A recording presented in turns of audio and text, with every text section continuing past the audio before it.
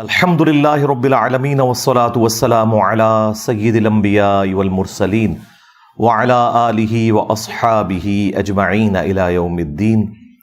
الحمدللہ آج 11 جون 2023 کو سنڈے کے دن ہمارا یہ پبلک سیشن نمبر 98 منعقد ہونے جا رہا ہے۔ آپ کے سوالات ریئل ٹائم یہ پرچیوں کی شکل میں میرے پاس آ چکے ہیں، انشاءاللہ ایک ایک کر کے میں انہیں کور کروں گا۔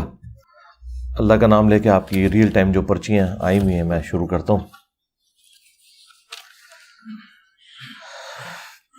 اکثر لوگ قرآن و حدیث میں دلیل سننے کے بعد بھی اپنے بزرگوں کی باتوں کو ترجیح دیتے ہیں اور خود کو عاشق رسول بتاتے ہیں۔ کیا ایسے لوگوں کا ایمان کامل ہے؟ یقیناً ان سے بھی اگر آپ الگ سے پوچھیں تو وہ بھی کہیں گے کہ کامل نہیں ہے ایمان، کیسے ایمان کامل ہو سکتا ہے؟ اب یہ سوال یعنی اتنا کریٹیکل کوسچن ہے، اس کے اوپر 1 گھنٹہ صرف اسی سوال پہ اگر بولنا شروع کریں تو میں اپنا درد دل آپ کے سامنے رکھ سکتا ہوں کہ کس طریقے سے مختلف فرقوں نے مختلف سلوگنز بنا کے امت کو دھوکے میں ڈالا ہوا ہے۔ کل حزب بما لدیہم فرحون، ہر فرقہ اس کے اندر خوش ہے جو اس کے پاس ہے۔ یہ اسپیسیفکلی آیت تو جیوز اور کرسچنز کے بارے میں تھی۔ اللہ تعالیٰ نے فرمایا کہ انبیاء کے جانے کے بعد انہوں نے اپنے دین کو پارا پارا کر دیا اور ہر فرقہ اس بات پہ خوش ہے جو اس کے پاس ہے۔ تو اس امت کا بھی وہی حال ہوا ہے، کیونکہ بخاری مسلم دونوں میں حدیث موجود ہے۔ اللہ کے محبوب صلی اللہ علیہ وآلہ وسلم نے فرمایا تم بھی اگلے لوگوں کے طریقے پر چل پڑو گے، قدم با قدم، بالشت بر بالشت، حتیٰ کہ اگلے لوگوں میں سے کوئی گوہ کے سوراخ میں داخل ہوا تو تم بھی وہی کام کرو گے۔ صحابہ کرام علیہم رضوان نے پوچھا یہ اگلے لوگوں سے مراد کیا یہود و نصارہ ہیں؟ تو آپ صلی اللہ علیہ وآلہ وسلم نے فرمایا کہ اگر وہ لوگ مراد نہیں تو اور کون سے لوگ مراد ہیں؟ یہ بخاری اور مسلم کی متفقہ حدیث اس بات کے اوپر گواہ ہے کہ اگلی امتوں کی جو خرابیاں ہیں وہ اس امت میں بھی ٹرانسفر ہوں گی، اور وہ ہمیں ہر پہلو سے نظر آتا ہے۔ ڈاکٹر اشرف آصف جلالی صاحب ایک بریلوی عالم دین ہے۔ اب ان کے لیے یہ بخاری مسلم کی حدیث بہت بڑا امتحان ہے، کیونکہ وہ ایسے فرقے سے تعلق رکھتے ہیں کہ جن کی خرابیاں جب ہم قرآن و سنت سے ہائی لائٹ کرتے ہیں تو وہ یہ کہہ کے جان چھڑا لیتے ہیں یہ تو یہود و نصارہ کے بارے میں ہے، یہ کافروں کے بارے میں ہے۔ تو پھر ہم انہیں یہی حدیث سناتے ہیں کہ نبی علیہ السلام نے فرمایا تھا کہ یہود و نصارہ میں جتنی خرابیاں ہیں وہ اس امت میں ٹرانسفر ہوں گی۔ تو جب وہ خرابیاں ٹرانسفر ہوں گی اور اتنی تفصیل کے ساتھ بتایا کہ قدم با قدم، بالشت بر بالشت، آپ اس امت کے اندر جتنی بھی گمراہیاں جو ہم ہائی لائٹ کرتے ہیں اگر ان کی لسٹ بنائے تو وہ تمام کی تمام گمراہیاں آپ کو یہود و نصارہ میں نظر آئیں گی، اور بعض تو ایسی ہیں جو یہود و نصارہ سے زیادہ ورسٹ فارم میں اس امت کے اندر۔ یہی وجہ ہے کہ سورۃ البقرہ قرآن میں سٹارٹ میں رکھی گئی ہے، حالانکہ سورہ بقرہ اس وقت نازل ہوئی تھی جب 2/3 قرآن نازل ہو چکا تھا۔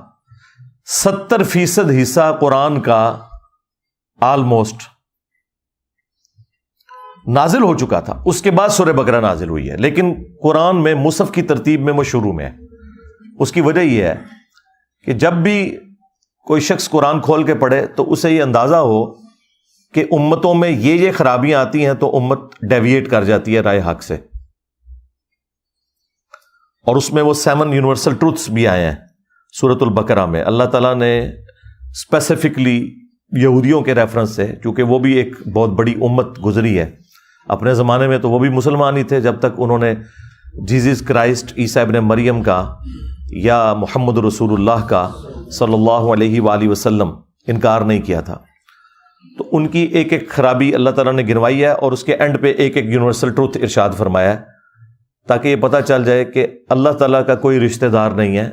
اتنی لاڈلی امت کہ جس میں ہزاروں انبیاء آئے، 3 الہامی کتابیں آئیں، تورات، زبور، انجیل، اس کے علاوہ جو صحائف ہیں وہ الگ سے، جو نسلاً ابراہیمی ہیں، ان کے اندر بھی جب خرابیاں آئیں تو اللہ تعالیٰ نے ان پر عذاب کا کوڑا مسلط کر دیا، اور قیامت تک کے لیے ضربت علیہم الذلہ والمسکنہ، وہ قیامت تک کے لیے اللہ تعالیٰ نے ان پر مقدر کر دی۔ پھر اللہ تعالیٰ نے یہ خیال نہیں کیا کہ یہ انبیاء کی اولاد میں سے ہیں، تو وہ نسبت ان کو کام نہیں آئی۔ تو ڈاکٹر اشرف آصف جلالی صاحب اس طرح کی احادیث تو ظاہر ہے ان کے لیے ایک بڑی تکلیف دہ ہیں، کیونکہ ان کی پوری ڈاکٹرن اکھڑ جاتی ہے۔ وہ سال میں ایک دفعہ توحید کانفرنس کرواتے ہیں، اور اس کانفرنس کے اندر انہوں نے توحید بیان نہیں کرنی ہوتی، باقی ہر چیز بیان ہوتی ہے، اور بیان یہ ہوتا ہے کہ ہم نے جو بابوں کی عبادت شروع کی ہوئی ہے، ان کو جو ہم نے مشکل کشا مان لیا ہے، اور وسیلہ اور توسل جو کہ جائز تھا، اس کے نام کے اوپر ڈھکوسلہ کھڑا کیا ہے، استغاثہ، استعانت، دعائیں مانگنا مرے ہوئے لوگوں سے جو دنیا سے جا چکے ہیں، اللہ کی جنتوں میں زندہ ہیں، دنیا سے ان کا اب کوئی تعلق نہیں ہے۔ تو وہ ساری کی ساری چیزیں، یہود و نصارہ کی جو خرابیاں اس امت میں بھی ٹرانسفر ہوئیں شرک کی شکل میں، تو وہ دفاع کرنے کے لیے پھر ان کے پاس آخری حربہ یہی ہوتا ہے کہ یہ تو جی یہود و نصارہ کے بارے میں ساری آیات ہیں، تو صحیح بخاری میں حدیث ہے کہ عبداللہ ابن عمر خوارج کو بدترین مخلوق سمجھتے تھے کہ وہ کافروں والی آیات مسلمانوں پر چسپاں کرتے تھے۔ بالکل ہم کہتے ہیں ہم بھی ایسے لوگوں کو بدترین مخلوق سمجھتے ہیں جو کافروں والی آیات مسلمانوں پر ناحق چسپاں کرتے ہیں۔ اگر حق پر مبنی کریں پھر بالکل درست ہے، اور وہ بریلوی خود بھی کر رہے ہوتے ہیں۔ یہ بہانہ کرنا کہ کافروں والی آیات مسلمانوں پہ نہیں لگ سکتی، یہ آپ دین کے مقدمے کوئی دھڑام سے گرا رہے ہیں، یعنی ہم کافروں کو یہ بتائیں گے کہ یہ مسلمانوں کے لیے کتاب نہیں ہے، یہ کافروں کے بارے میں نازل ہوئی ہے۔ یہ تو ہدی للناس ہے، پوری انسانیت کے لیے ہدایت ہے یہ کتاب، وبینات من الہدی والفرقان، اور اس میں ہدایت کے روشن دلائل ہیں، اور یہ حق اور باطل میں تمیز کرنے والی کتاب ہے۔ اور یہ الفرقان کا لفظ رسول اللہ کے لیے بھی آیا۔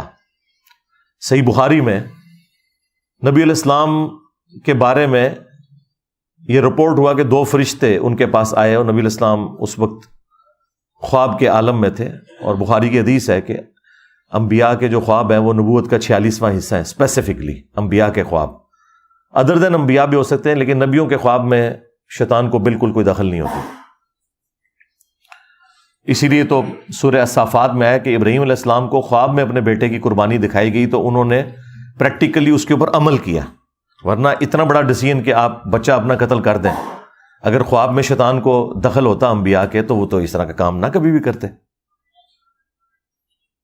تو نبی صلی اللہ علیہ وآلہ وسلم نے خواب میں دیکھا 2 فرشتے آپس میں گفتگو کر رہے ہیں، اینڈ پہ وہ ایک فرشتہ دوسرے سے کہتا ہے محمد فرق بین الناس، محمد فرق ہیں دنیا میں حق اور باطل کے اعتبار سے، لوگوں میں فرق کرنے والی ذات محمد کی ہے صلی اللہ علیہ وآلہ وسلم۔ اسی کو تو ہم نے عرض کیا ہے کہ میرے نبی سا ہے ہی کوئی نہیں، تیرے بابے تھے شے ہی کوئی نہیں۔ قرآن بھی الفرقان، اور رسول اللہ بھی صلی اللہ علیہ وآلہ وسلم بھی الفرقان، حق اور باطل میں تمیز کرنے والے۔ تو نبی علیہ السلام کی زندگی کی جتنی بھی احادیث ہیں، آپ کے فرامین ہیں، جو قرآن آپ نے ہمیں ٹرانسفر کیا، وہ جسے فٹ اسے گفٹ۔ یہ بہانہ کرنا کہ جی کافروں والی آیات مسلمانوں پہ نہیں لگ سکتی، یہ آپ دین کا مقدمہ گرا رہے ہیں، اس کا تو بڑا خطرناک رزلٹ نکلے گا۔ یہ تو اس طریقے سے ہے کہ کوئی شخص یہ کہنا شروع کر دے کہ جو ٹریفک پولیس کے اندر بھرتی لوگ ہیں، اگر وہ اشارہ توڑ دیں تو ان کے اوپر کوئی گرفت نہیں ہے، یہ صرف ان لوگوں کے لیے ہے جو ٹریفک پولیس میں نہیں۔ جب آپ یہ بات کریں گے تو پتہ کیا ہوگا، جو ٹریفک پولیس کا ہیڈ ہے وہ کہے گا کہ اگر میرے کسی بندے نے توڑا اس کو تو میں ڈبل جرمانہ کروں گا، کہ تو ٹریفک پولیس میں ہو کے ٹریفک کے قوانین کو توڑ رہا ہے تو تو نے اگلوں کو کیا بتانا ہے۔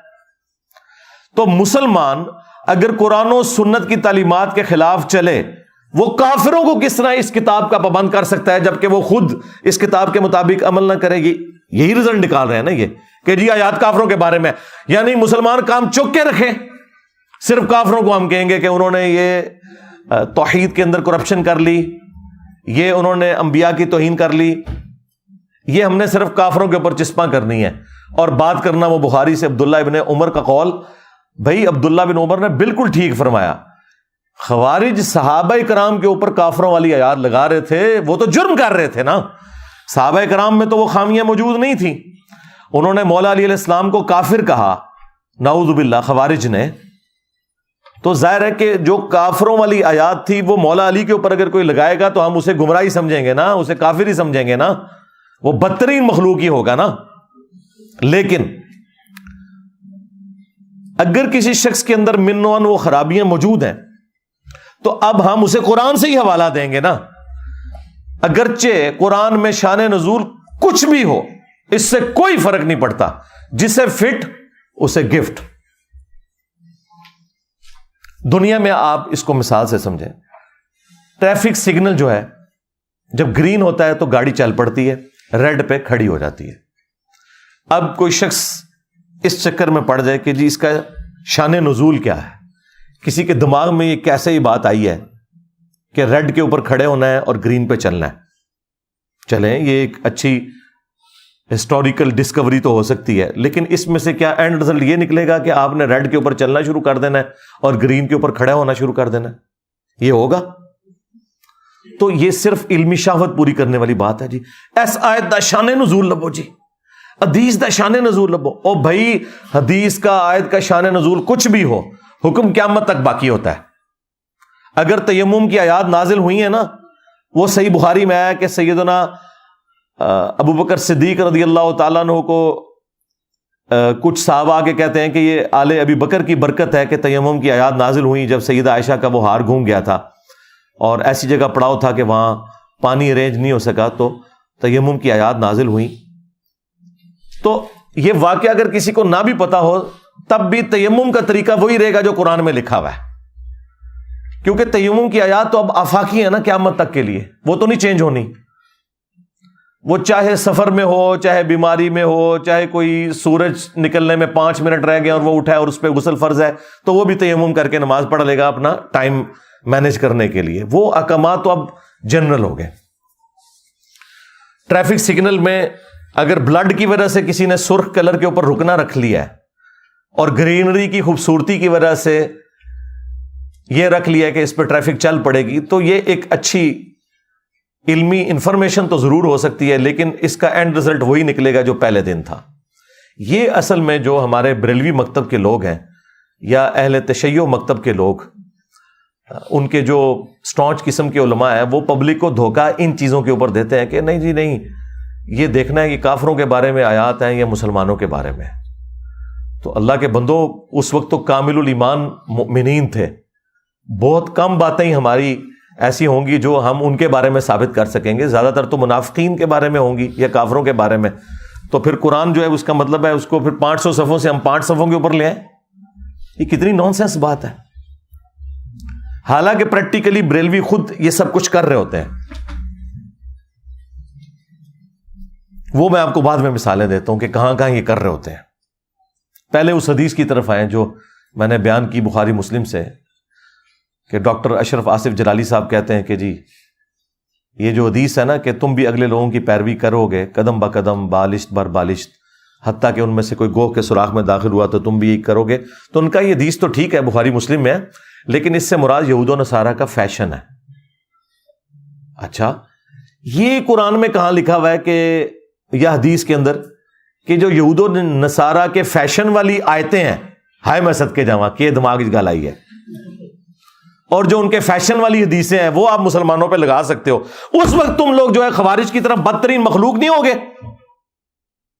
کیوں لگاؤ گے؟ تو وہ آپ کو کہیں گے نہیں، جسے فٹ اسے گفٹ، آئے ہو نا داڑھ تھلے ہون۔ ہاں، وہ کہتے ہیں فیشن کے بارے میں، ویسے نہیں، کیونکہ دیکھیں نبی الاسلام نے فرمایا، ابو داؤد میں حدیث ہے، من تشبہ بقوم فہو منہم، جس نے جس قوم کی مشابہت اختیار کی وہ ان میں ہی شمار ہوگا۔ تو اس سے مراد ظاہر ہے وہ فیشن کی طرف اشارہ تھا۔ اچھا جی، وہ فیشن کیا ہے؟ کہیں گے جی پینٹ شرٹ ٹائی، حالانکہ پینٹ شرٹ اور ٹائی کا کوئی لینا دینا ہی نہیں یہود و نصارہ کے ساتھ۔ پینٹ شرٹ اور ٹائی جو ہے وہ ہندو بھی استعمال کرتے ہیں، سکھ بھی کرتے ہیں، جیوز بھی کرتے ہیں، کرسچن بھی کرتے ہیں، سارے کرتے ہیں. اس کا تعلق کسی مذہبی ایکٹیویٹی کے ساتھ ہے ہی نہیں ہے. اس کے اوپر تو یہ چیزیں فٹ ہی نہیں ہوتی. اچھا، اور ان کا دین من تشبہ بقوم فہو منہم، وہ پینٹ سے شروع ہو کے ٹائی پہ ختم ہوتا ہے. اور جو 76 موبائل انہوں نے بڑے بڑے رکھے ہوئے اسمارٹ فون مریدوں کے پیسوں کے، یہ اجمیر شریف والوں نے بنائے، یہ بغداد شریف والوں نے بنائے یہ موبائل، یہ بھی تو یہود و نصارہ نے بنائے ہوئے. اس وقت بھی کاروبار ان کے ہاتھ میں ہے، تو اس سے مشابہت لازم نہیں آتی. اور جو پیچھے باڈی گارڈ رکھے ہوئے ہیں جنہوں نے بڑی بڑی وہ کلاشنکوف پکڑی ہوئی ہیں بریلی شریف کی بنی ہوئی، ہاں، وہ یہود و نصارہ کا فیشن نہیں ہے.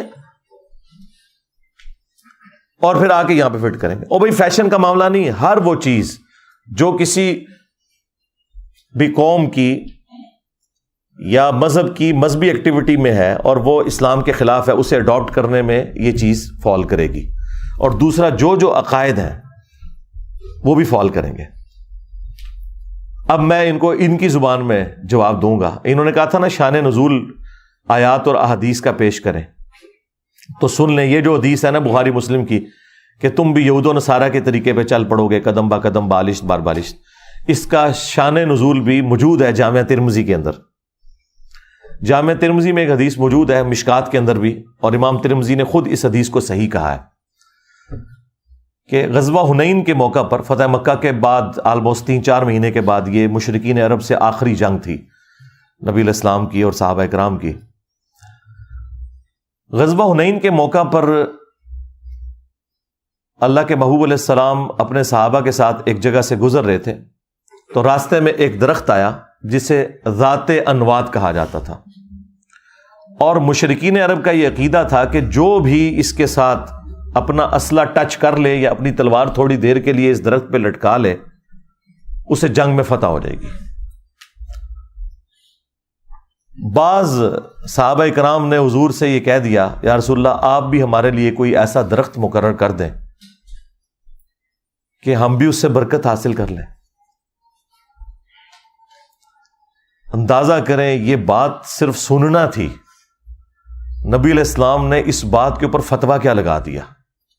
وہ آپ سنیں گے تو آپ کو پتہ چل جائے گا کہ یہ لوگ کتنا دھوکہ دیتے ہیں کہ جی یہ آیات جو ہیں وہ کافروں کے بارے میں، مسلمانوں پہ بھی نہیں لگ سکتی. نبی علیہ السلام نے کافروں والی باتیں اپنے صحابہ کے اوپر خود لگا دی. آپ نے کہا سبحان اللہ، اس میں محذوف تھا عما یشرکون، اللہ پاک ہے ہر اس شرک سے کہ جو لوگ اس کی طرف منسوب کرتے ہیں. آپ نے فرمایا تم نے تو آج وہی بات کر دی جو موسیٰ کے ماننے والوں نے کر دی تھی،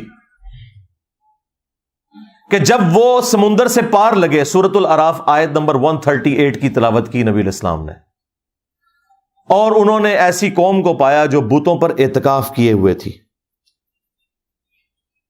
تو انہوں نے کہا اے موسیٰ آپ بھی ہمارے لیے اللہ کا کوئی بت مقرر کر دیں، ہم اس پر دھیان کر کے اعتکاف کریں. تو موسیٰ علیہ السلام نے کہا کہ میں ایسی جاہل قوم سے اللہ کی پناہ میں آتا ہوں کہ جو یہ شرکی ایکٹیویٹیز کی طرف مائل کر رہی ہے. تو نبی علیہ السلام نے وہ لوگ جنہوں نے اللہ کا بت مانگا تھا ان بت پرستوں کی طرح ان کے ساتھ تشبیہ دے دی اپنے صحابہ کرام کی ڈیمانڈ کو. سمجھ رہے ہیں نا بات؟ سمجھ رہے ہیں نا؟ ہاں میں ہی سمجھا سکنا تو. پھر آپ نے فرمایا تم بھی اگلے لوگوں کے پیچھے چل پڑو گے قدم با قدم بالشت بار بالشت، جو خرابیاں ان میں آئی تم میں بھی آئیں گی. تو اب مجھے بتائیں یہ جو بخاری مسلم کی حدیث ہے یہ فیشن کے بارے میں نکلی یا عقیدوں کے بارے میں؟ اور عقیدے بھی کون سے؟ جو شرک کی طرف لے جانے والے تھے. حالانکہ صحابہ کرام نے وہ بت نہیں مانگا تھا، نہ کوئی درخت مانگا تھا جس کی عبادت کریں. یہ علیحدہ بات ہے کہ آج کئی مزارات ہیں جن پہ درخت لگے ہیں، اس کے ساتھ لوگ ٹاکیاں باندھتے ہیں جس طرح کے مشرکین عرب اپنا اسلحہ لٹکایا کرتے تھے. صحابہ کرام نے صرف کہا کہ ہم برکت حاصل کریں گے. صحابہ کرام کے بارے میں آپ شرک کا سوچ بھی نہیں سکتے. لیکن نبی علیہ السلام نے ان کی اس ایکٹیویٹی کو اس طرف کہا کہ تم نے بھی یہی کام شروع کر دینا ہے. یعنی تم سے مراد امت محمدیہ، صحابہ کرام کو تو اسپیشل پروٹیکشن تھی نا، بخاری مسلم میں ہے کہ مجھے اپنے بعد تم سے شرک کا خوف نہیں. جو یہی ڈاکٹر اشرف جلالی صاحب دھوکہ دیتے ہیں جی، آپ نے فرمایا مجھے امت سے شرک کا خوف نہیں. واہ واہ، امت سے شرک کا خوف نہیں ہے تو امت نے تو ایک جعلی پیغمبر کھڑا کر لیا، اتنا بڑا غلام احمد قادیانی دجال. کیا رسول اللہ کے ساتھ شرک نہیں کیا؟ علی اللہ کہنا شروع کر دیا، کیا شرک نہیں کیا؟ علی اللہ کہنا جو ایک شیعہ کا آف شوٹ ہے نصیریہ، جسے شیعہ خود بھی کافر سمجھتے ہیں، وہ علی اللہ کہتے ہیں، تو کیا یہ شرک نہیں ہوا؟ کیا یہ یہود و نصارہ کا فرقہ ہے جو شرک کر رہا ہے؟ شیعہ سے ہی نکلا ہے نا. قادیانی فرقہ جو کفر کے اندر مبتلا ہوا سنیوں سے ہی نکلا ہے نا. غلام احمد قادیانی سنی تھا، شیعہ نہیں تھا، بلکہ اس کے ماننے والے تو ابھی تک اپنے آپ کو حنفی کہتے ہیں، بغیر رفع الیدین کے نماز پڑھتے ہیں. الحمدللہ حنفی بریلوی، حنفی دیوبندیوں کے جائز بھائی ہیں حنفی قادیانی جی. ہاں، ان کے مربی کی وہ ویڈیو بھی ریکارڈ ہے کہ ہم امام حنیفہ کو فالو کرتے ہیں جی. We follow generally Imam Abu Hanifa's fatwa were very largely accepted by the Ummah, and unless we find reasons to disagree with him, we would generally follow the Fiqh Hanafiya. Investigate personally, directly. The overbearing principle should be that you follow Hazrat Imam Abu Hanifa. This is the entire attitude of Jamaat Ahmadiyya. قرآن و سنت کو وہ بھی نہیں follow کرتے. اور یہاں انہوں نے مشہور کیا ہوا ہے، کوئی بیچارہ رفع الیدین سنت کے مطابق نماز شروع کر دے، انہوں کہتے ہیں اے قادیانی ہو جائے گا. اور قادیانی تو تھوڑے بھرا نے، ہاں، چشتی رسول اللہ، اشرفی رسول اللہ، ہاں ہوں سمجھ آئی تھے کتنے بھرا نے ہو، اور نماز بھی ہونا لی تھوڑی بغیر رفع الیدین دے. اور جو بخاری مسلم کے طریقے کے مطابق جو نبی علیہ السلام کا مبارک طریقہ ہے رفع الیدین سے نماز پڑھتا ہے، وہ کیسے قادیانی ہو سکتا ہے؟ اس کی تو کوئی بات بھی قادیانیوں کے ساتھ میچ نہیں کرتی. تمہاری تو نماز بھی قادیانی والی، تمہارے بزرگوں نے کلمے پڑھائے، چشتی رسول اللہ، اشرفی رسول اللہ. آج خیر ہمارے ڈر کی وجہ سے کہہ رہے ہیں کتاباں چینج ہو گئی ہیں، آئے ہو نا داڑھ تھلے. ہاں 10 سال پہلے تو تسی مناظرے کرتے پھرتے سو. خواجہ نے کیا فرمایا؟ سنو کہ میں کون ہوں اور کیا ہوں. محمد الرسول اللہ صلی اللہ علیہ وسلم کے دربار کے کمینے غلاموں میں سے ایک ہوں، کمینے غلاموں میں سے ایک ہوں، کمینے غلاموں میں سے ایک ہوں. ہاں دفاع کرتے تھے شتیہات کے نام پہ، ٹھیک ہے جی، معرفت کے نام کے اوپر. آج انجینئر کے ڈر کی وجہ سے اپنے بزرگوں کو ہی چھوڑ کے بھاگ گئے. ہم نے یہ تو سنا تھا کہ باندری دے جدو پیر سڑ دے نا وہ بچے دیں دی اپنے تھلے. بندریا کے اگر پاؤں جلے نا تو وہ اپنے بچوں کو پاؤں کے نیچے لے لیتی ہے. یہ چھوٹے وہ باندر نے جتنے اپنے بابے پیر تھلے دیتے ہیں کہ جی نہیں ان کا کوئی تعلق نہیں اس کے ساتھ.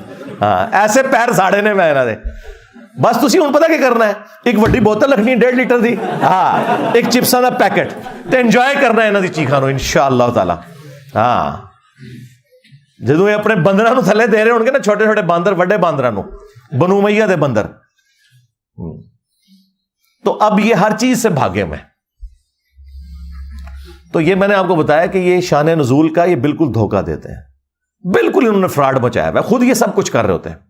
یہ میں نے نبی علیہ السلام سے آپ کو مثال دی کہ اللہ کے نبی علیہ السلام نے کفری ایکٹیویٹیز والی بات اپنے صحابہ کرام کے اوپر لگا دی کہ تم نے وہی کام کیا ہے. پھر آپ نے امت کو کیا ترغیب دی؟ مسند احمد میں حدیث موجود ہے، آپ دعا کیا کرتے تھے اللہم لا تجعل قبری وثنا یعبد، اے اللہ میری قبر کو ایسا بت نہ بننے دینا کہ لوگ اس کی پرستش شروع کرتے. رسول اللہ نے اپنی قبر مبارک جو ہمیں ہمارے ماں باپ اولاد ہر چیز سے بڑھ کر اس پلانٹ ارتھ پہ اگر آپ کوئی پوچھے نا میرے لیے سب سے زیادہ کوئی متبرک جگہ ہے تو وہ رسول اللہ کی قبر مبارک ہے، اس وجہ سے کہ نبی علیہ السلام وہاں تشریف فرمائے. نبی علیہ السلام اپنی قبر کو کہہ رہے ہیں بت. اللہم لا تجعل قبری وثنا یعبد، اے اللہ میری قبر کو ایسا وثن ایسا بت نہ بنانا کہ لوگ اس کی پوجا شروع کر دیں. نبی علیہ السلام نے توحید اسٹیبلش کرنے کے لیے اپنی قبر کو بت سے تشبیہ دے دی، اور یہاں لوگ قبروں کے بارے میں بے فکر ہوئے ہیں. پھر بخاری میں حدیث کہ دیکھنا میری شان کو اس طرح بلند نہ کرنا جس طرح نصارہ نے اپنے پیغمبر کو بڑھا دیا تھا. یعنی عیسیٰ ابن مریم کو، میں اللہ کا بندہ اور اس کا رسول ہوں، مجھے اللہ کا بندہ اور اس کا رسول ہی کہنا، محمدن عبدہ ورسولہ، اور ہم یہی کہتے ہیں الحمدللہ۔ تو نبی علیہ السلام نے امت کو بھی آگے سے ترغیب دلائی۔ پھر امت نے ترغیب کیسے پکڑی؟ بخاری مسلم دونوں میں حدیث ہے، اما عائشہ سلام اللہ علیہا کہتی ہیں کہ نبی علیہ السلام کے آخری دن چل رہے تھے اور آپ کے پاس پانی کا ایک برتن رکھا ہوا تھا، آپ تکلیف کی وجہ سے بار بار اپنے چہرے اقدس سے چادر ہٹاتے اور پھر اس پانی سے اپنے جسم پہ کچھ مل کے بخار کی شدت کو ٹھنڈا کرتے اور بار بار یہ کہتے لعن اللہ الیہود والنصارى اتخذوا قبور انبیائہم مساجدہ، اللہ کی لعنت ہو یہود و نصارہ پر، انہوں نے اپنے نبیوں کی قبروں کو سجدہ گاہ بنا لیا تھا۔ نبی علیہ السلام کی آخری وقت کی ٹینشن یہ ہے کہ میری امت میرے ساتھ کوئی ایسا معاملہ نہ کرے۔ اور اس حدیث میں بخاری اور مسلم دونوں میں آگے ہماری ماں سیدہ عائشہ سلام اللہ علیہا کے الفاظ ہیں کہ اگر ہمیں یہ خطرہ نہ ہوتا کہ لوگ رسول اللہ کی قبر پہ سجدے شروع کر دیں گے تو میں رسول اللہ کی قبر کو عوام الناس کی زیارت کے لیے کھلا چھوڑ دیتی، یعنی اپنے حجرے کی دیوار بھی گرا دیتی، جس کا جب دل کرے رسول اللہ کی قبر پہ حاضر ہو، لیکن مجھے یہ خطرہ ہے کہ لوگ قبر پہ سجدے شروع کر دیں گے۔ اما عائشہ کو تو کسی نے نہیں کہا کہ جی بعد میں تو بریلویوں نے اور شیعہ نے یہ معاملات آگے لے کے چلنے ہیں کہ جی امت میں شرک آنا ہی کوئی نہیں ہے، تو تمہیں نہیں پتا کہ شرک نہیں آئے گا؟ وہ چیز ہی کچھ اور تھی، اس کے لیے میری تفصیلی ویڈیو ہے، مجھے تم سے شرک کا خوف نہیں، یہ میں نے تفصیلی ویڈیو ایک ریکارڈ کرائی ہے، وہ آج میرا ٹاپک نہیں ہے۔ پھر بخاری اور مسلم دونوں میں موجود ہے، نبی علیہ السلام کا آخری وقت چل رہا ہے اور حضور کی 3 بیویاں آپ کے پاس بیٹھی ہوئی ہیں، سیدہ ام سلمہ، سیدہ ام حبیبہ اور سیدہ عائشہ رضی اللہ عنہن وعلیہم السلام اجمعین۔ ان میں سے 2 تو ایسی ہیں جو سینئر ہیں اور انہوں نے ہجرت مدینہ سے پہلے ہجرت حبشہ بھی کی ہوئی ہے، ام سلمہ نے بھی اور ام حبیبہ نے بھی۔ اس وقت خیر وہ ام المومنین نہیں تھی، اپنے ایکس ہسبینڈز کے عقد میں تھی وہ،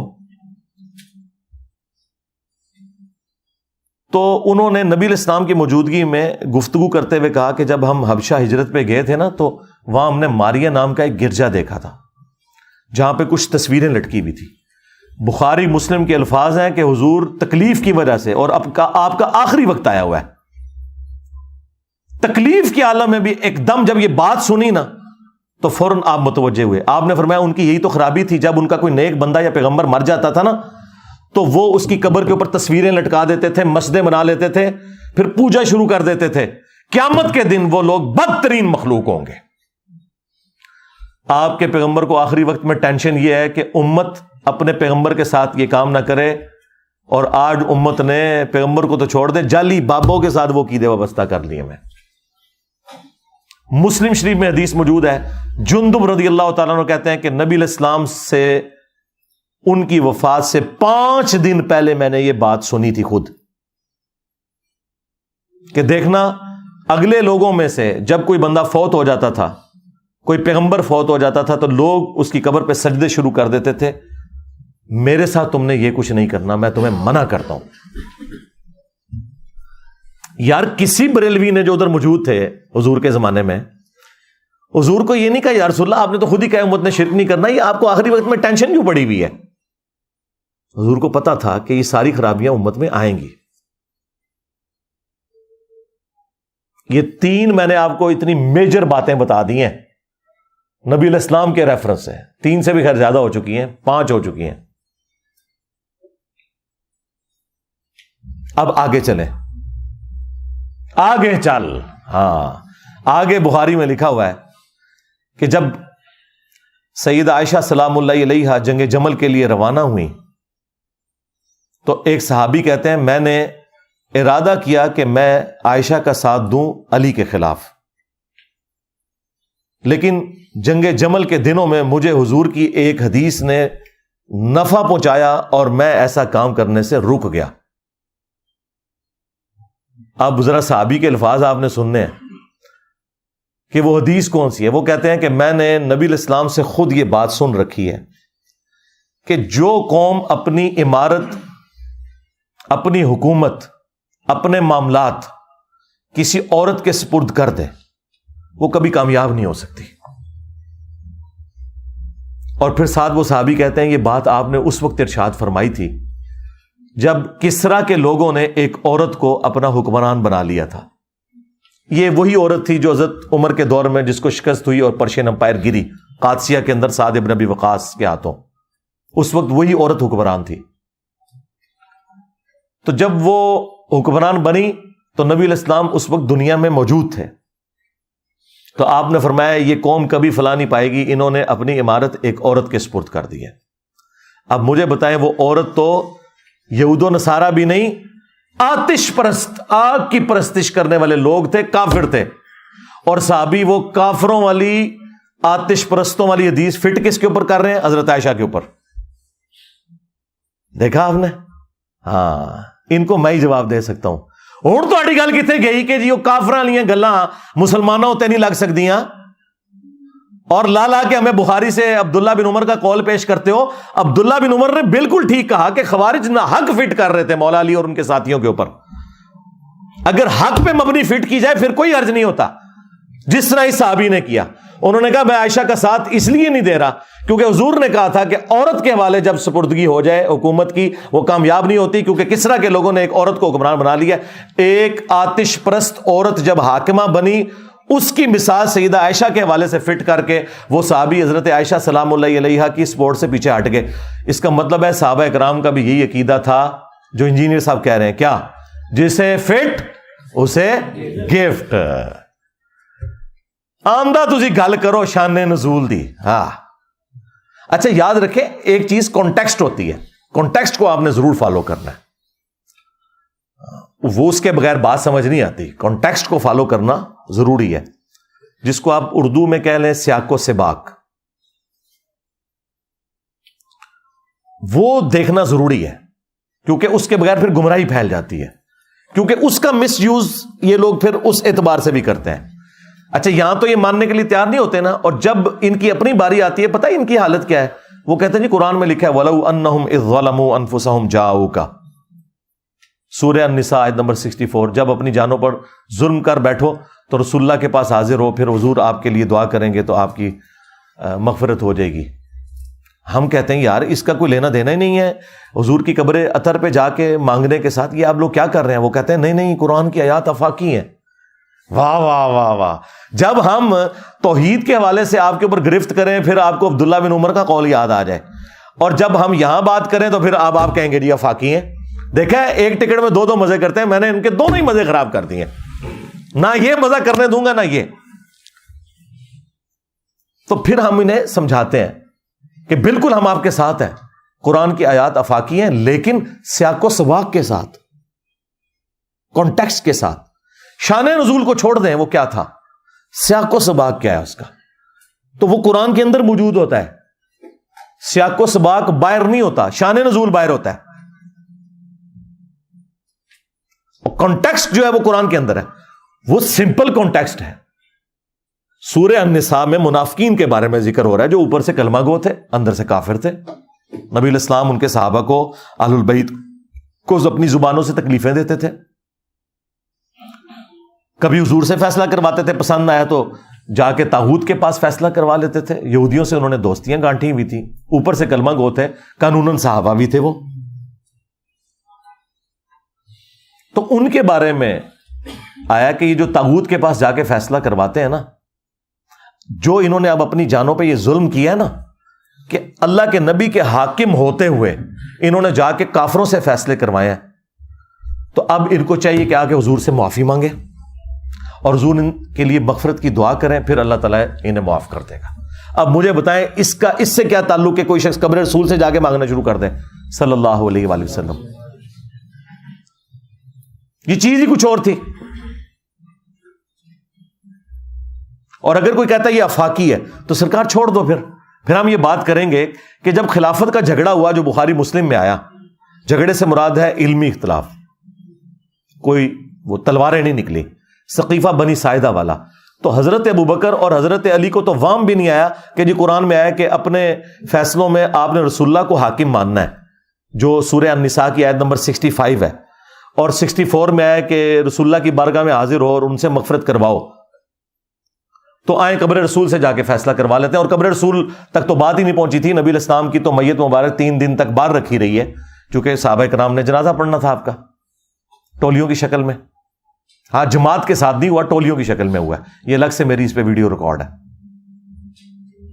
تو اس وقت حضور سے تو کسی نے مشورہ نہیں کیا کہ یا رسول اللہ آپ تو ابھی قبر اطہر کے اندر نہیں گئے، تو قرآن میں ہے کہ اپنے فیصلوں میں حاکم ماننا ہے آپ کو، تو آپ فیصلہ کریں آپ کا سکسیسر کون ہے آپ کے بعد. صحابہ کو یہ پتہ ہی نہیں تھا کہ یہ کام بھی کرنا ہوتا ہے.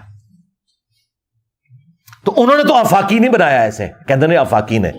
ہاں جی ہاں اللہ کے نبی دنیا میں موجود ہوں، ہم اپنا ہر دنیا اور آخرت کا مسئلہ حضور کے سامنے پیش کریں گے. بالکل ڈائریکٹ حضور سے ہی مانگیں گے جا کے.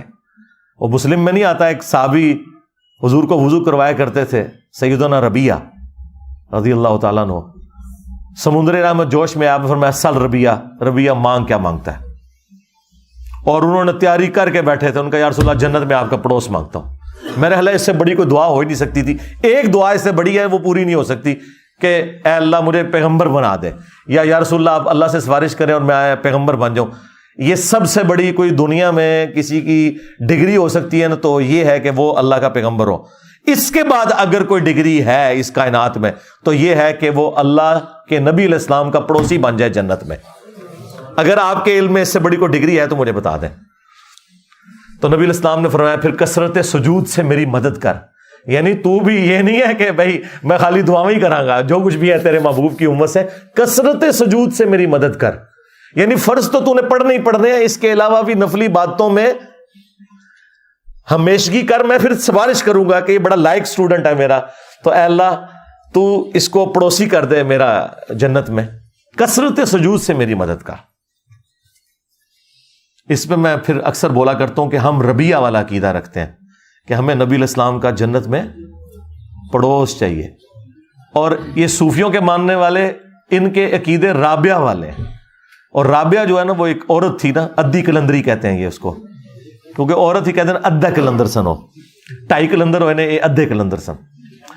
تو یہ رابعہ ایک عورت تھی، یہ تابعین کے دور کے اندر، بلکہ تبع تابعین کے دور میں آلموسٹ. تو اس کے بارے میں کہتے ہیں ایک ہاتھ میں اس کے آگ تھی اور ایک میں پانی، اور اس نے کہا میں آگ سے جنت کو جا کے جلا دوں گی اور پانی سے جہنم کو بجھا دوں گی تاکہ لوگ اللہ کی محبت میں اس کی عبادت کریں. اور لوگ تلے کہتے ہیں سبحان اللہ، لعنت اللہ ہے تواڈے عقیدے دے ہوتے ہوئے. کیا یہ جنت کی لالچ شیطان نے دیا یا اللہ نے؟ جنت اللہ کی رحمت کا مقام نہیں ہے؟ کیا اللہ کے رحمت کے مقام کی اس طرح توہین کرنا کہ میں اسے آگ لگا دوں گا؟ تو انہوں تو کسی نے کھنگڑ نہیں دینا، آگ لگ دی ہے انج. کیا یہ اللہ کی توہین نہیں ہے؟ جہنم کا ڈر کیا اللہ اور اس کے رسول نے نہیں سنایا؟ کیا اس بات کے اوپر ٹونٹ کی جا سکتی ہے؟ جعلی عقیدے. قرآن میں تو سورہ سجدہ میں ہے کہ ہمارے نیک بندے وہ ہیں کہ جو خوف اور طمع دونوں کے ساتھ اللہ کو پکارتے ہیں. انہیں خوف بھی ہے آخرت کے دن کا اور جنت کی لالچ بھی ہے. یہ لالچ کوئی بری نہیں ہے، یہ وہ نہیں ہے جو لالچ بری بلا ہے. نہیں، یہ لالچ وہ ہے کہ جو ہر مسلمان کو کرنی چاہیے، کیونکہ قیامت کے دن جنت کا حصول اس لیے بھی ضروری ہے کہ رسول اللہ بھی جنت میں ہوں گے اور اللہ کا دیدار جو سب سے بڑی نعمت ہے وہ بھی جنت میں ملے گی. اس کے لیے جنت جانا ضروری ہے. ہاں یہ تو اسی طریقے سے ہے کوئی شخص کہے کہ یا اللہ میں ڈائریکٹ تیرے ساتھ ہوتا ہوں، مجھے کسی پیغمبر کی ضرورت نہیں، نعوذ باللہ. تو ہم اسے کہیں گے نہیں، اللہ نے اپنے تک پہنچنے کا ذریعہ، وسیلہ، توسل، واسطہ پیغمبروں کو بنایا. جو بندہ پیغمبر کے بغیر اللہ تک پہنچے گا وہ اللہ تک نہیں پہنچے گا، کیونکہ اللہ نے خود اڈاپٹ کیا نا. اللہ چاہتا تو پیغمبروں کے بغیر بھی کر سکتا تھا، اللہ تو پیغمبروں کا محتاج نہیں ہے. تو یہ چیزیں پوری ڈاکٹرن میں سمجھا کریں. یہ پک اینڈ چوز کر کے تو دھوکے دیتے ہیں. تو آپ دیکھیں اس صحابی نے وہ والی حدیث پکڑ کے سیدہ عائشہ کے اوپر لگائی تو کسی نے اس کے اوپر فتویٰ نہیں لگایا. اب آ جائیں آخر میں آپ کو بتاتا ہوں، بریلوی خود بھی یہی کام کرتے ہیں. ہر گستاخ رسول کو یہ حرامی کہتے ہیں، چاہے وہ پوری زندگی بریلوی رہا ہو. ان کی مت ماری ہوئی ہے کہ ایک بندہ بریلوی تھا تو حلالی تھا، ساتھ ہی وہ بندہ چینج ہوا تو اسے کہتے ہیں حرامی، اور واپس آ جائے پھر حلالی. تو ان سے پوچھیں کیوں؟ وہ کہتے ہیں قرآن میں لکھا ہے نا گستاخ رسول حرامی ہوتا ہے. بعد ذالک زنیم، ولید ابن مغیرہ کے بارے میں خیر اس میں اختلاف ہے، لیکن چلے ہم یہ والا معنی مان لیتے ہیں ان کا کہ آؤٹ آف ویڈ لاک پیدا ہوا تھا۔ حضرت خالد ابن ولید کا جو باپ تھا اس پہ اللہ کا بڑا غصہ ہے، کیونکہ وہ بڑا سمجھدار تھا، اس کے باوجود اس نے جان بوجھ کے نبی الاسلام کا انکار کیا۔ تو وہ کہتے ہیں دیکھیں وہ اس کے بارے میں آیا نا، تو اس کا مطلب ہے جو بھی گستاخ رسول ہے وہ بعد ذالک زنیم۔ ہم کہتے ہیں بھی خالد ابن ولید کا والد تو کافر تھا، تم جن لوگوں کو کہہ رہے ہو بعد ذالک زنیم وہ تو خود بریلوی رہے ہیں۔ چلو مسلمان نہیں کہتا، مسلمان تو تم مانتے ہی نہیں کسی کو، بریلوی رہے ہیں، پھر پتہ آپ کو کیا کہیں گے؟ نہیں جی جڑا بھی گستاخ ہوئے نا اس سے وہ چیزیں فٹ ہو جان گیا۔ اچھا تھوڑی دیر پہلے جب ہم آپ کو کہتے تھے کہ یہ جو شرک والی آیات ہیں مسلمانوں پہ بھی فٹ ہوں گی، تو پھر تم لوگ کہتے تھے کہ خوارج بدترین مخلوق تھے، وہ کافروں والی آیات مسلمانوں پہ لگاتے تھے۔ ایک ٹکٹ میں کتنے مزے کرو گے؟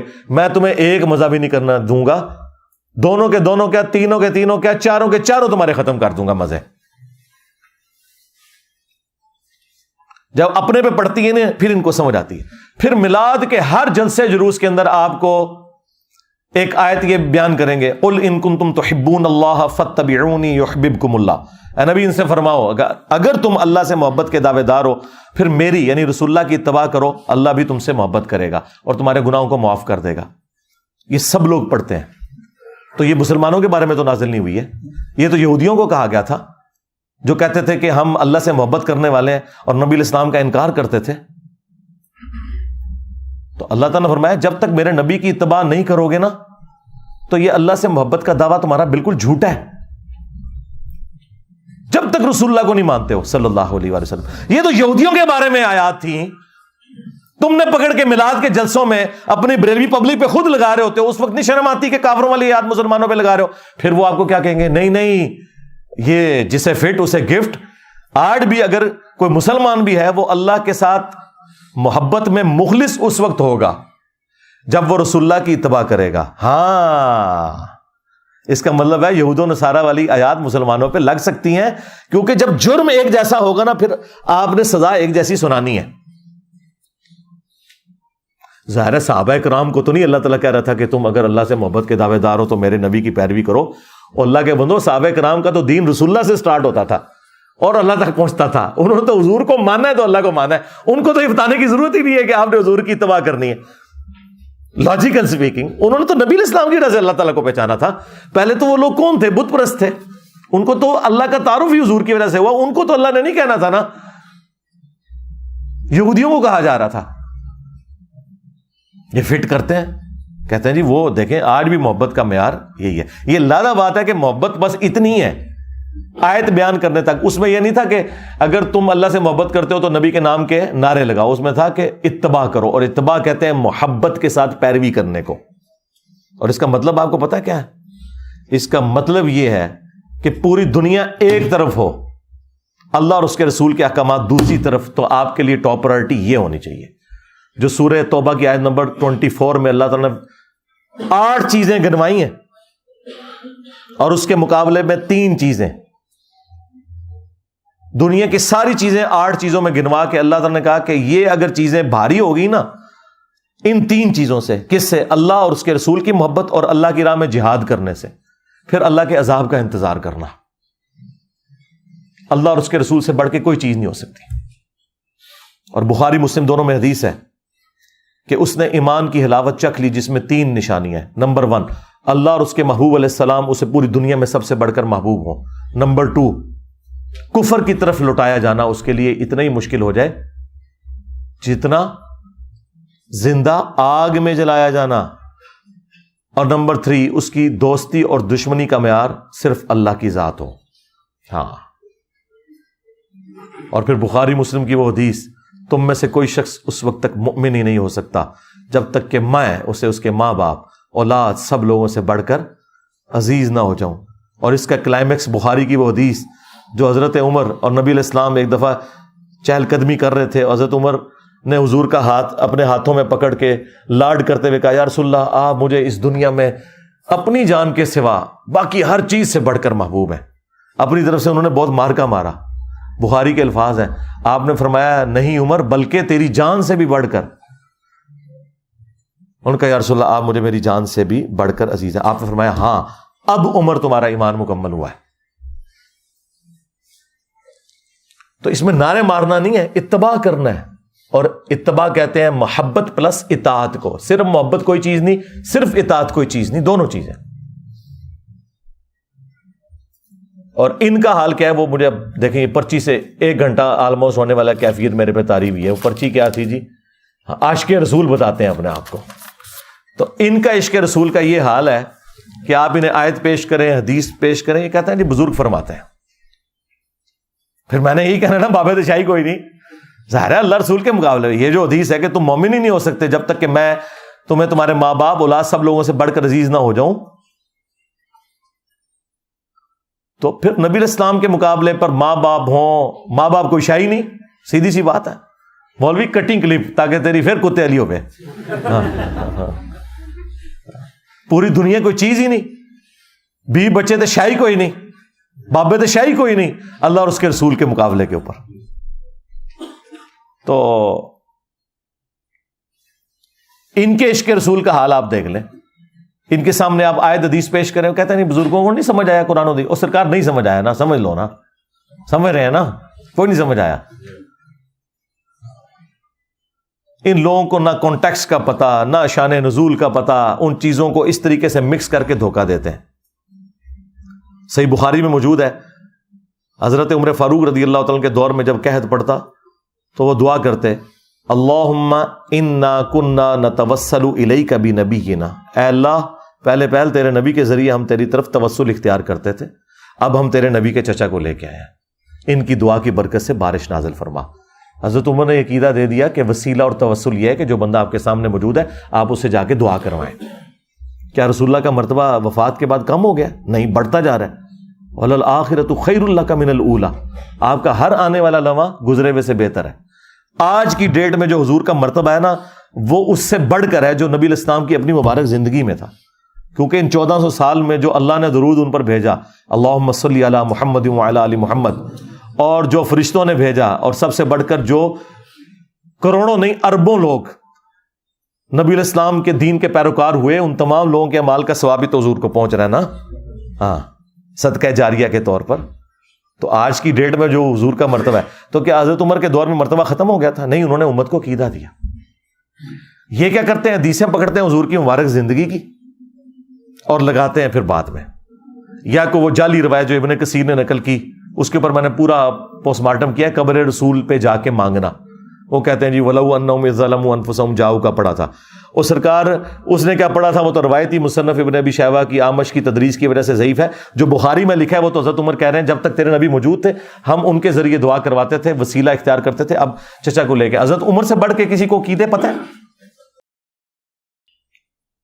بخاری میں حدیث ہے ایک صحابی کی پنڈلی کی ہڈی ٹوٹ گئی، انہوں نے اپنی پگڑی اس پہ باندھی، حضور کے پاس آئے، حضور نے کسی کام سے بھیجا ہوا تھا. آپ نے پوچھا یہ کیا ہوا؟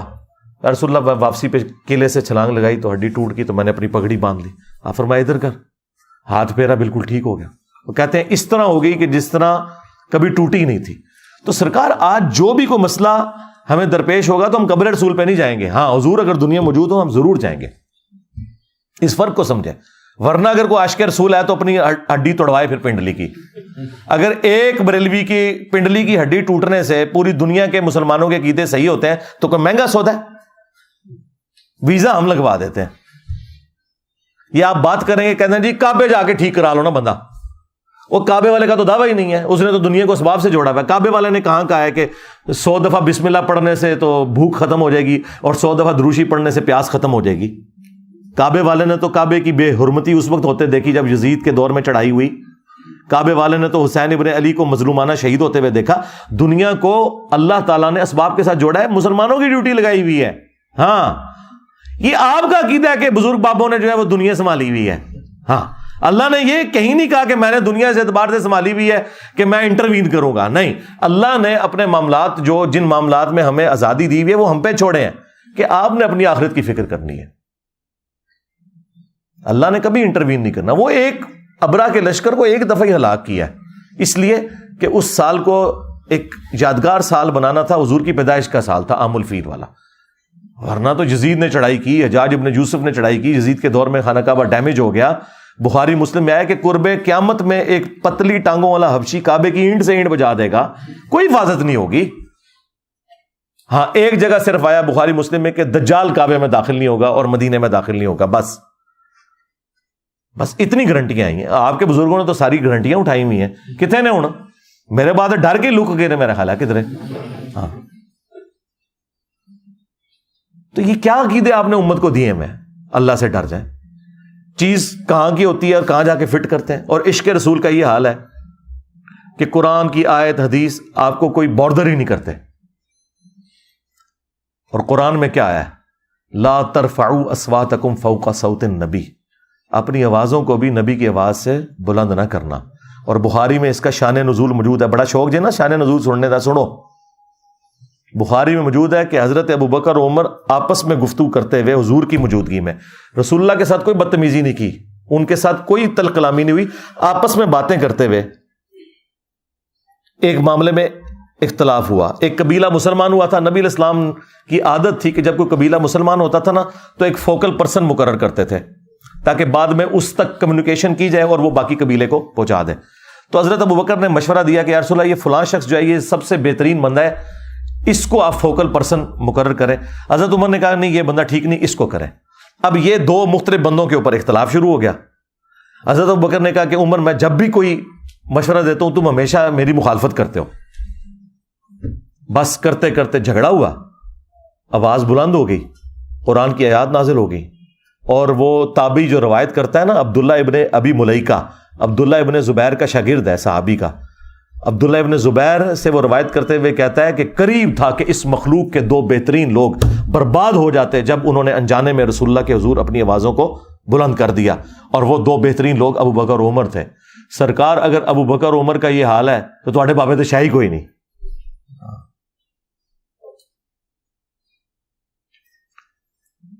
تو جب یہ آیات نازل ہوئی کہ جنہوں نے حضور کی آواز سے بھی آواز بلند کی ان کے اعمال اکارت ہو جائیں گے، انہیں خبر بھی نہیں ہوگی، یعنی توبہ کی توفیق بھی نہیں ملے گی.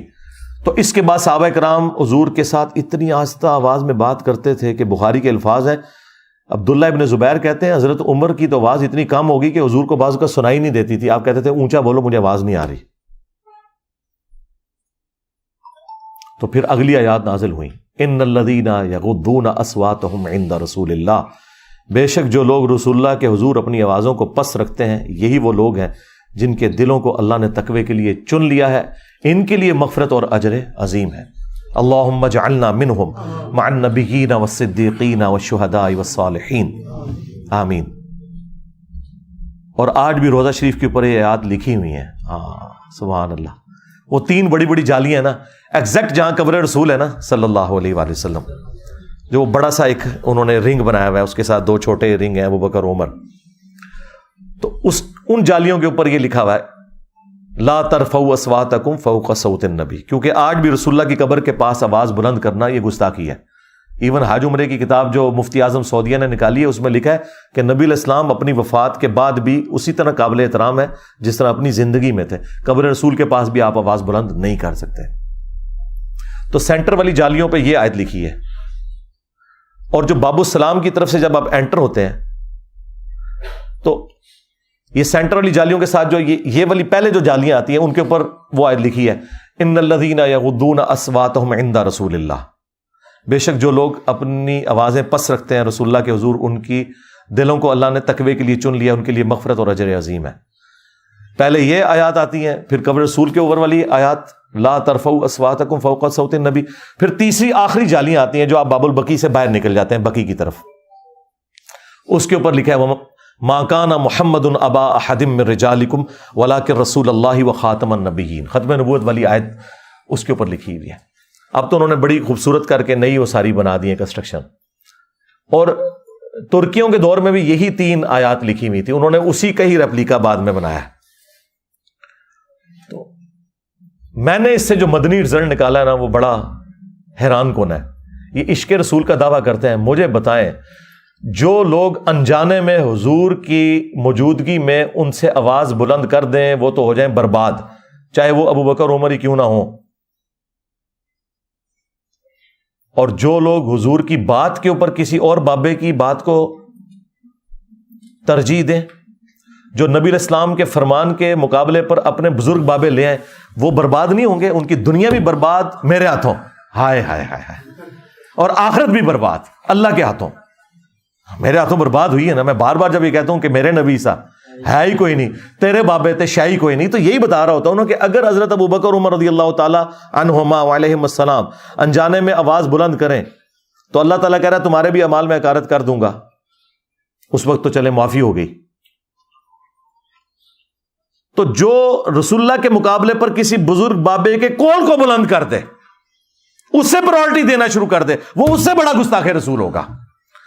یار آواز کا آواز سے بلند ہونا یہ چھوٹی گستاخی ہے. فرمان سے کسی کی فرمان کو بلند کر دینا, بلکہ کسی کے بکواس کو بلند کر دینا, فرمان تو ہے ہی نہیں مقابلے والے کا, تو وہ تو بکواس ہی ہے جو اللہ اور اس کے رسول کے مقابلے پہ. سب سے بڑے گستاخ رسول وہ ہوں گے جو اللہ اور اس کے رسول عز و جل و صلی اللہ علیہ وآلہ وسلم کی تعلیمات کے مقابلے پر اپنے بزرگ بابوں کی تعلیمات کو ترجیح دیں گے. وہ ہیں اصل میں گستاخ رسول, وہ عاشق رسول نہیں ہو سکتے. اور ان کے لیے ہمارا ایک نعرہ ہی کافی ہے کہ میرے نبی سا ہے ہی کوئی نہیں, تیرے بابے تھے شے ہی کوئی نہیں. صلو علی محمد وآل محمد, اللہم صلی علی محمد وعلی آل محمد واصحاب محمد وازواج محمد وامت محمد اجمعین الی یوم الدین. آمین.